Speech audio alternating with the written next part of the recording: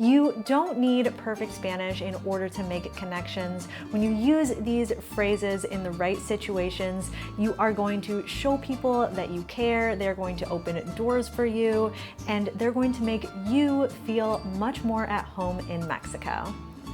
Provecho.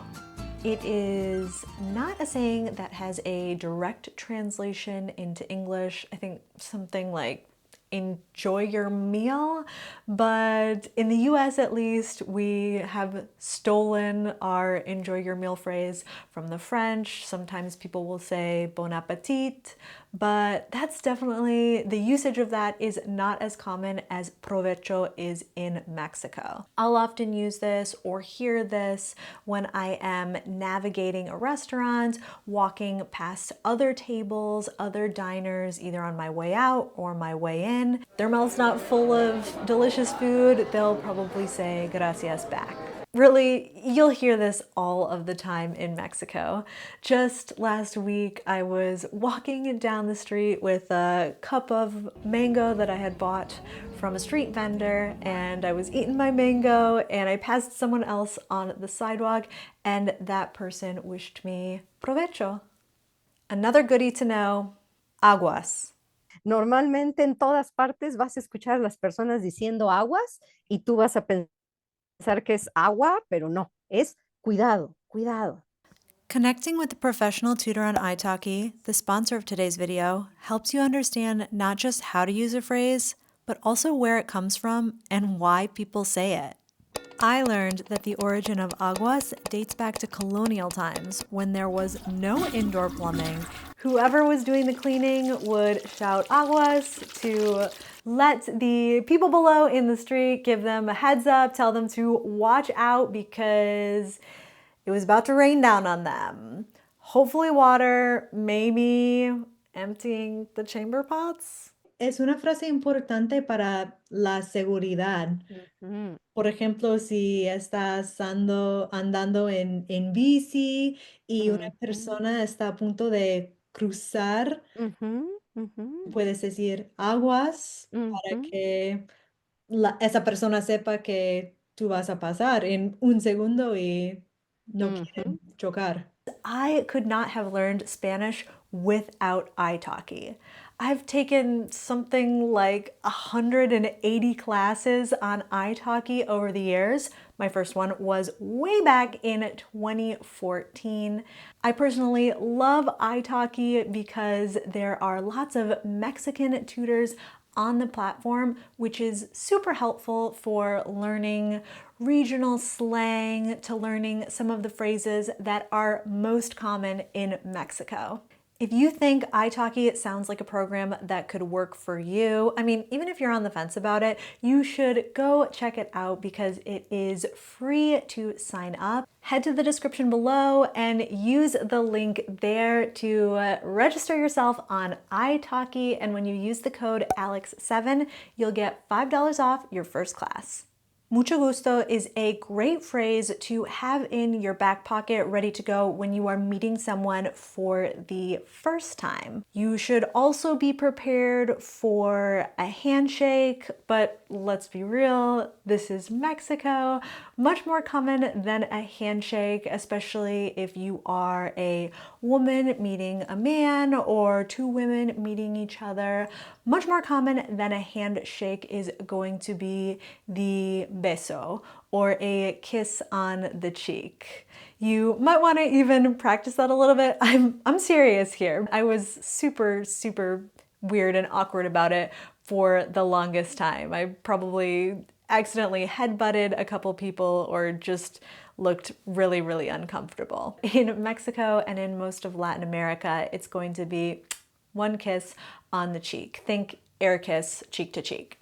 Que gusto verte. Que gusto verte, or it's so nice to see you, is a great one to know and to practice, maybe for when you're seeing your neighbors in your building out on the streets. It's a lot friendlier, a lot warmer, a lot more colloquial than just hola.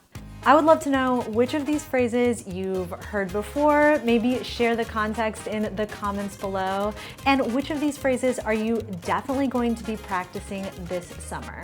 Fun fact here, you can say hasta luego or see you later, even to people that you will most likely never see again. Sometimes I'll even say it to the Uber driver, hasta luego. And come on, in Guadalajara, what are the chances that I'm going to get the same Uber driver again? The fact that this is so common, this is such a common goodbye in Mexico, really speaks to the warmth of the culture. There's kind of that possibility out there. It speaks to the Mexican approach to life. Who knows? Maybe we will see each other again one day. I love that.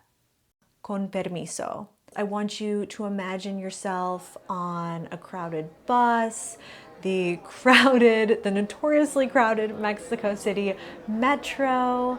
Maybe you're at the supermarket or in an actual mercado and you are trying to navigate the aisles and there's just a lot of people around.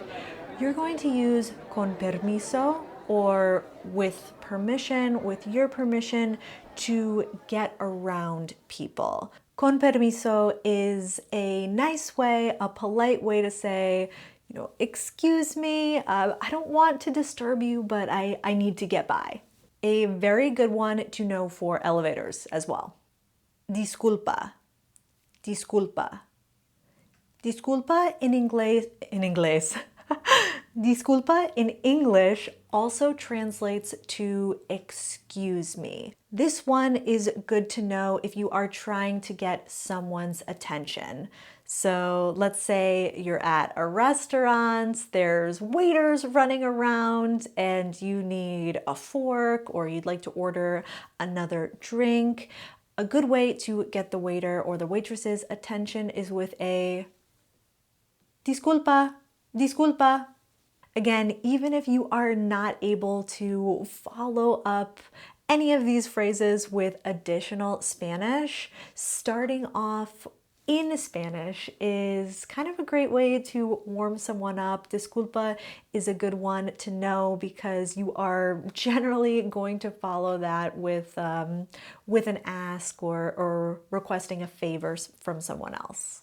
I wanted to make sure that I grouped perdóname with con permiso and disculpa because there are situations where you are going to, there's a good chance you will be using all three of these phrases in a single situation. Imagine this, you are back on the crowded Mexico City metro and you are trying to get to the doors. So you're saying, con permiso, excuse me, excuse me.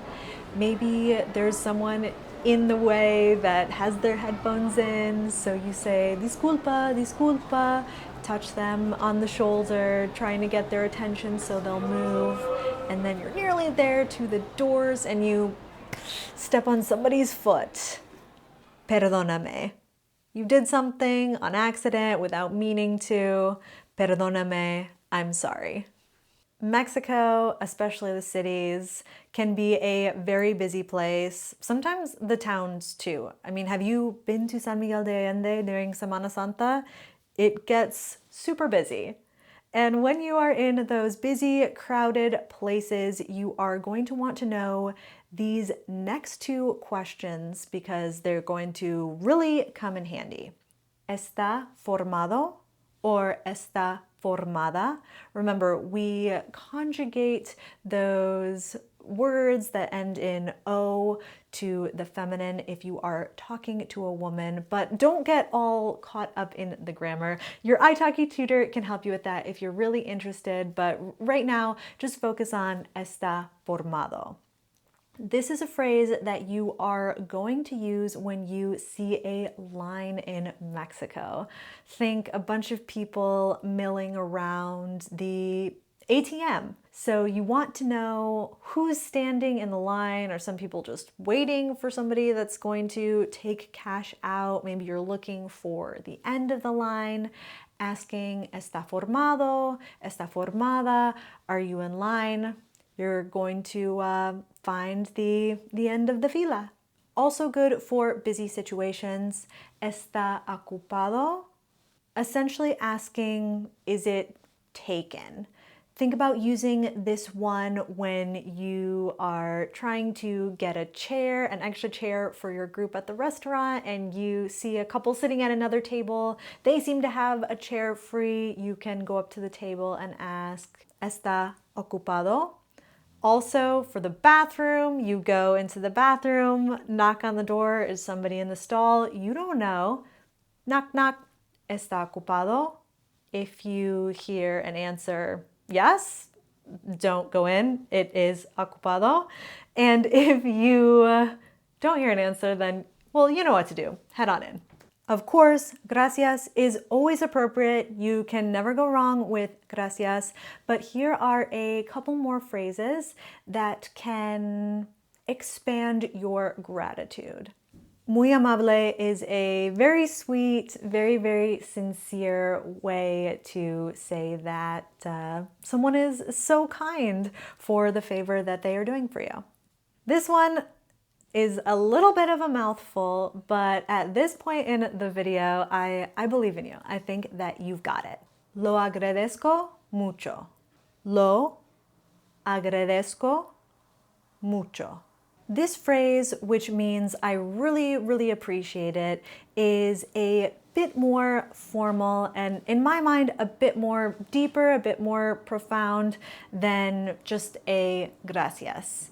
You want someone to know, maybe someone you don't know really well, that you really appreciate what they have done for you, that you are genuinely, deeply grateful.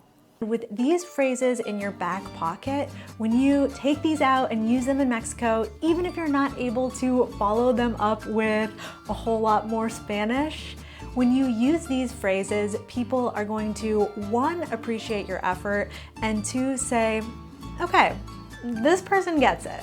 Remember, if you do want to take your Spanish further, you can use my code in the description below to start taking classes on italki. I promise you it's gonna be one of the best things that you can do before you move to Mexico.